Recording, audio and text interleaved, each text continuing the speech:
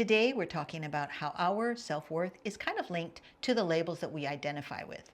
It can be religious affiliation labels or sexual orientation or political leanings, right? And we're looking at the importance of moving beyond those identity labels because really those labels can keep us so busy in defending our position, whatever that position is. And that can actually stop us from deepening our understanding and a fuller embodiment for ourselves of our authentic self, you know? And in the same aspect, it can also, these identity labels can keep us in judgment of each other. And that's a huge problem because, as we categorize people into their specific boxes based on their labels, we keep ourselves in opposite sides of each other. And rather than finding our connection as fellow human beings outside of those labels, we are kind of stuck in that kind of judgment. And I think it's the most natural thing for us to link our self-worth with those labels, the things that we feel we identify with because they are representing our beliefs and the truths that we're committed to upholding, right? But as mind, heart, spirit beings, we have to remember that we deeply and intuitively, first and foremost, we're always seeking for the wholeness, for the sense of balance and centeredness of connecting with spirit as well as with our fellow man, right? So in this video, what I'm doing is sharing 3 steps for you to consider. And I think they will help you to just anchor into your own inner truth.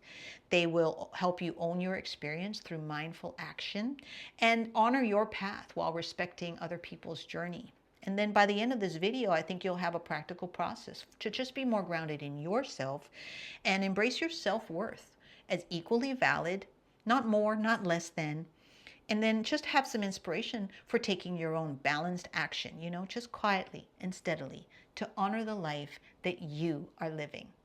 So let's get into it. This is the Balance Journey, where we're all about turning challenges into growth opportunities and bringing mindfulness to everyday life. In step 1, we want to get quiet and just anchor into our inner truth. And the thing that I need to preface that with is to I want to make it perfectly clear. As far as I'm concerned, no one is better or has superior chances, of happiness, of salvation, of peace of mind than any other person, in the sense that spirit is in each of us, right? Regardless of our labels, of our orientations. I'm going to just say that that's the basis upon which I'm speaking. And we could argue to the ends of the earth about that. And that doesn't matter, right? Because to me, if that's what I accept as a universal truth, then I think from my own experience, we do actually embody that when we embrace it. So I just want to start there and just say, if we're going to say that we're going to get quiet and we're going to anchor into our inner truth, it's not my sexual orientation or my religious affiliation. It's just not.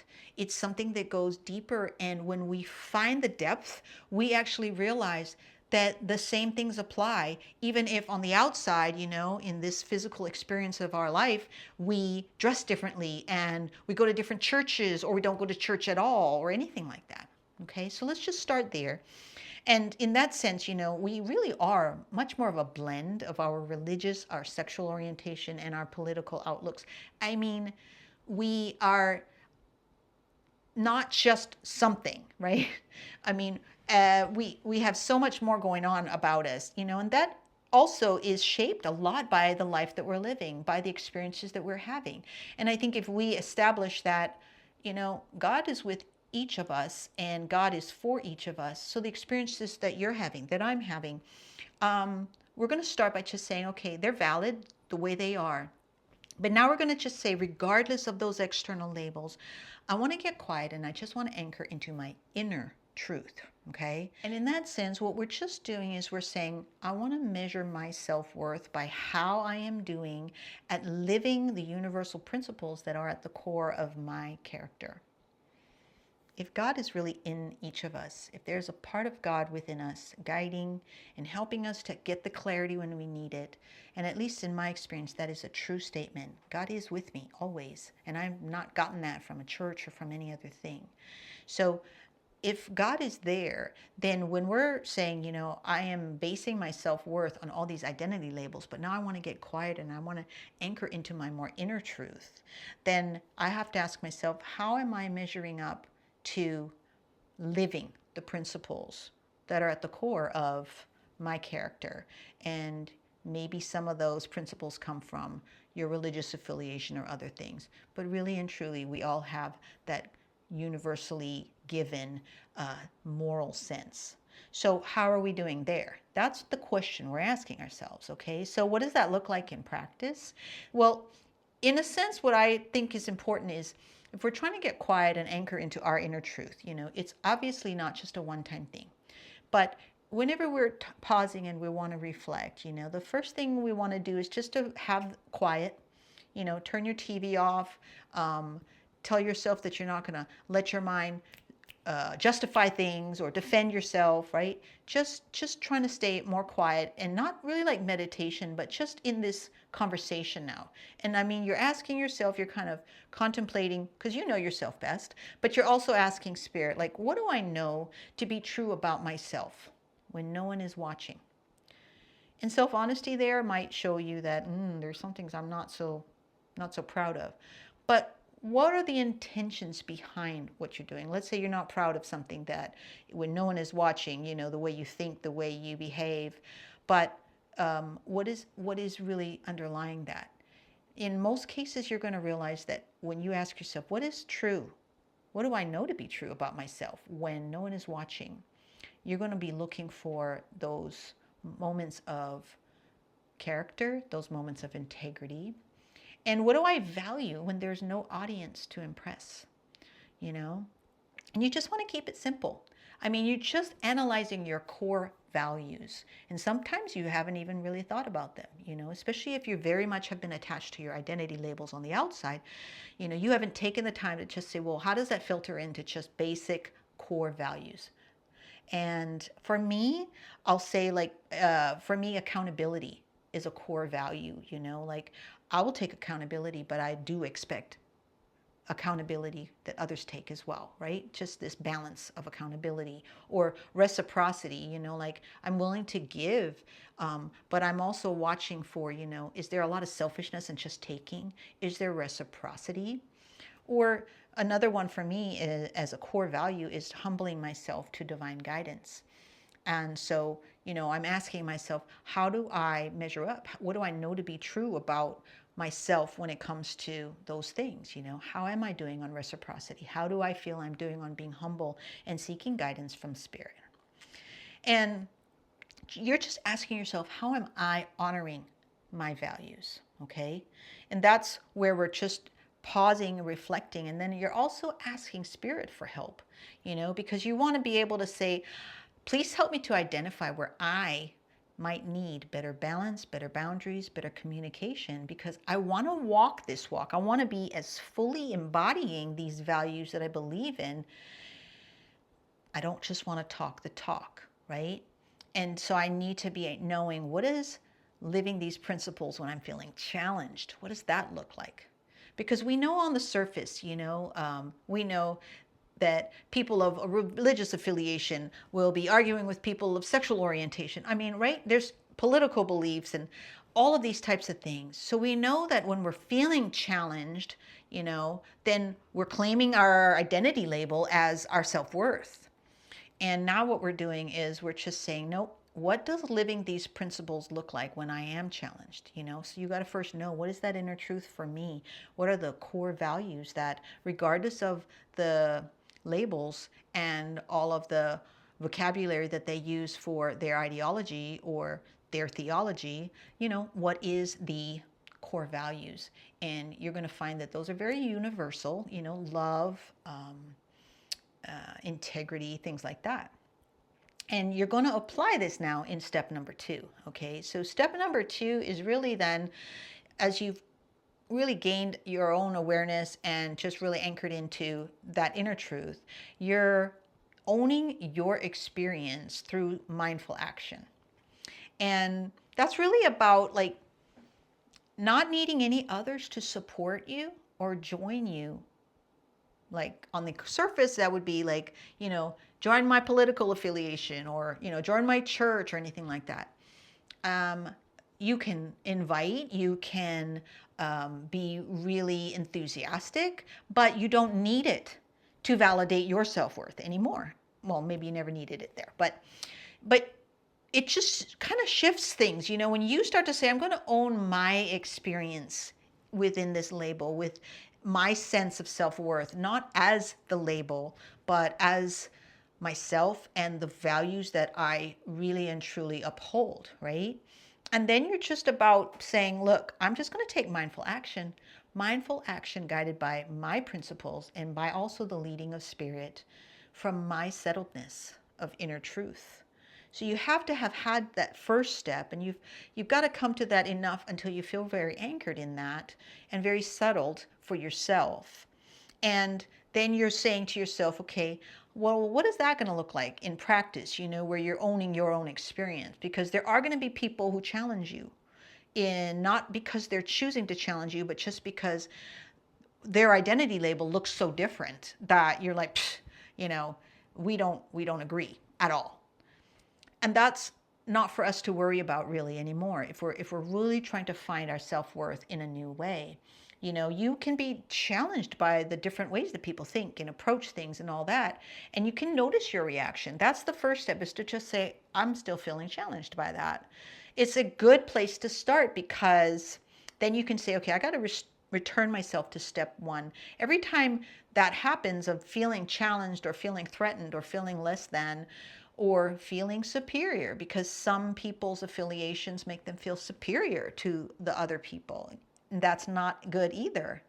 So in any of those ways, I just think that you just go back to step one, where you're like, no, let me come back to me. What are my inner values? And then again, how am I doing with those, right? Then you can come back to step two and say, okay, I just want to bring that forth in my actions. Because how you express this outwardly is not telling other people about your values, it's living it. It is embodying it.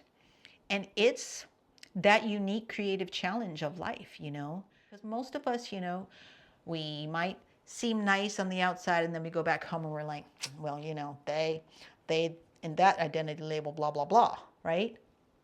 And it's in all directions, from any of the labels towards each other.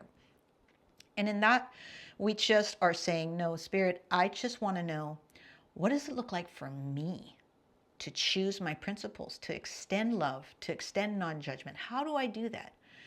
And that really requires allowing for God to expand us, expand our perspective, to be able to say, I got to see beyond labels, and I got to see the part of spirit within them that's just like the part of spirit within me. What if they are actually trying their best to honor that? And that's all I'm trying to do, right? So in that sense, I like to think of it as just being the mountain. You're not here to clobber anyone else over the head with your truth. You're just not. I'm not.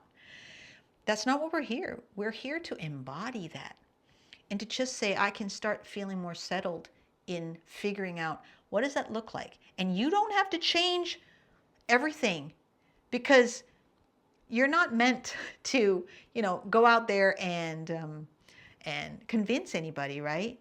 So you're just saying, in my circle, with my family, with my small, close-knit circle of people that I see all the time and I have to interact with, what does that look like?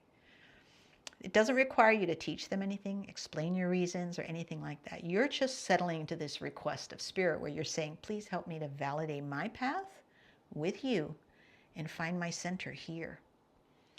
And it's really a active process, this idea that you are owning your experience by taking mindful action. That is a mindful action, because spirit is a part immediately as we ask for that help. And in that sense, it's not just us thinking, we are really opening ourselves up, and then you've got to be realizing you're going to be receiving. If you truly desire that, you want to understand, how do I extend love in a situation like this?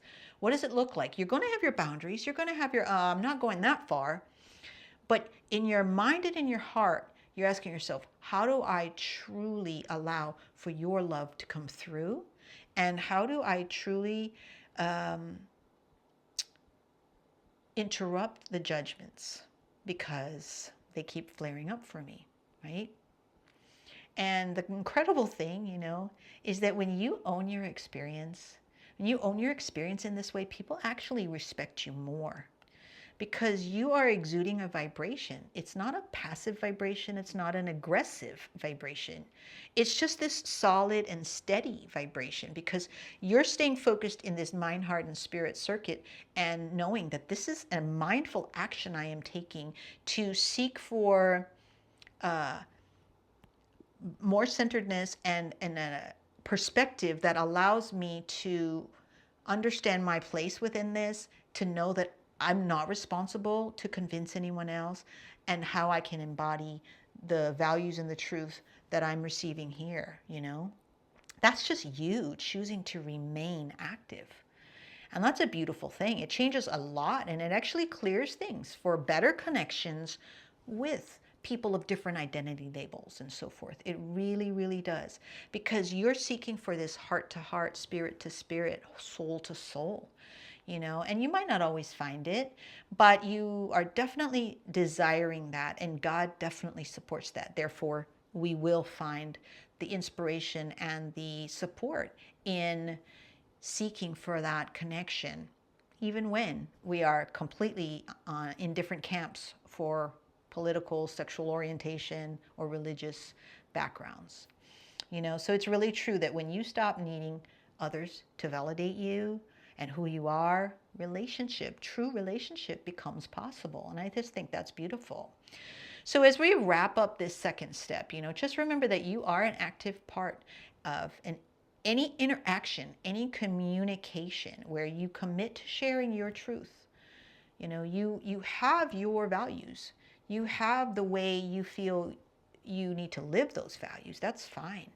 And you commit to sharing that truth clearly, kindly. You know, it's just mostly with your close relationships, because you're not needing to be on the street telling everybody. But at the same time, when it's really important for continued connection with family members and so forth, it's okay. Commit to telling your truth and making that clear, but don't feel like you have to over explain. If you've done this first step of inner work, you know, and the second step of really seeking for the guidance to more embody that and take that owning of your experience, then, you know, you just can say, well, this is what works for me, you know, and that's a complete sentence.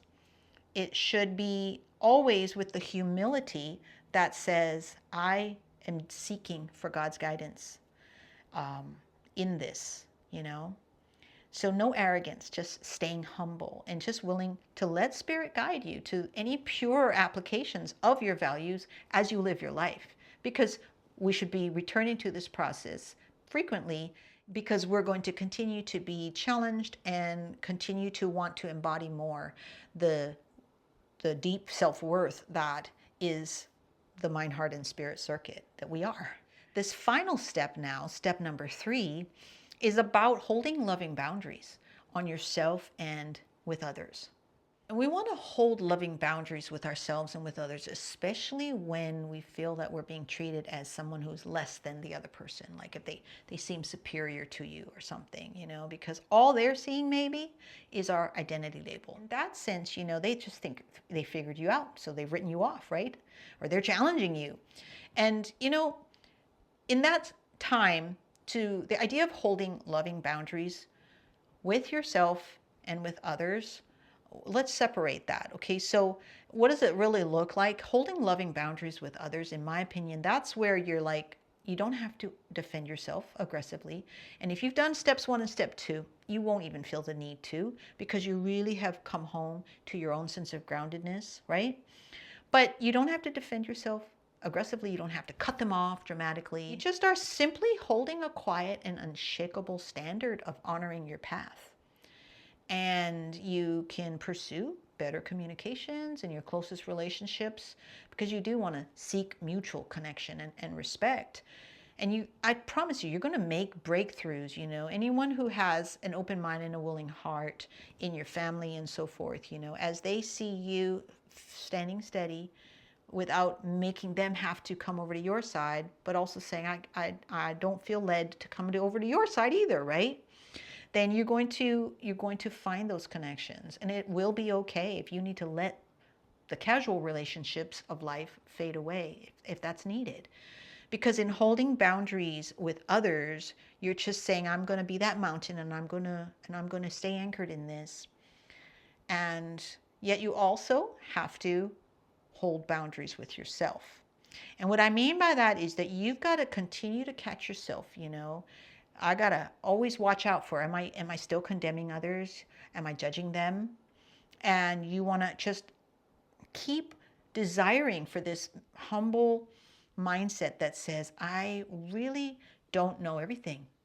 And all I want to do is be true to myself in what I feel I'm being led to do.